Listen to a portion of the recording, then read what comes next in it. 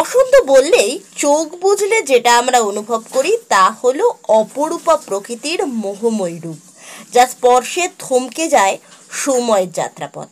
তাই তো পলাশ শিমুলের হাত ধরে যখন ঝিম ধরা ছাতিমের লালিত্যে মেশে কবিত্বে রাঙিনা, তখন মন বলে ওঠে বসন্ত তার গান লিখে যায় ধুলির পরে কি আদরে। তাই সে ধুলা ওঠে হেসে বারে বারে নবীন বেশে, বারে বারে রূপের সাজি আপনি ভরে কি আদরে।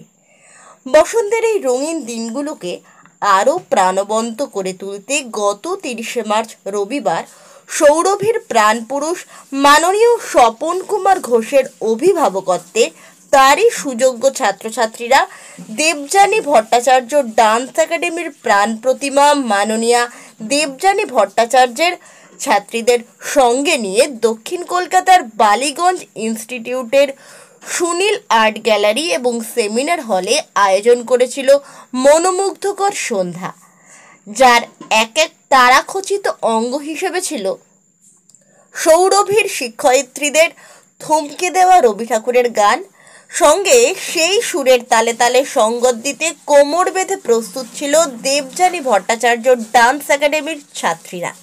এ যেন এক টুকরো ঋতুরঙ্গ খেলা করছিল তিলোত্তমার অন্দর জুড়ে। এদিনের গোটা অনুষ্ঠানের ছন্দে বিভোর হয়ে বসন্ত উদযাপন হয়ে উঠেছিল মনে দাগ কাটার মতো। সভাকক্ষে উপস্থিত দর্শকদের মুহুর্মুহু করতালি জানান দিচ্ছিল অনুষ্ঠানের সাফল্য। ফলে বলাই যায় সৌরভীর জাদুর কাঠিতে দেবযানী ডান্স একাডেমি তৈরি করলো আর এক অবিস্মরণীয় ওয়াটার অফ ইন্ডিয়া, যা দর্শকদের মনের মণিকোঠায় থাকবে চিরদিন বসন্তের ঋণমুখী।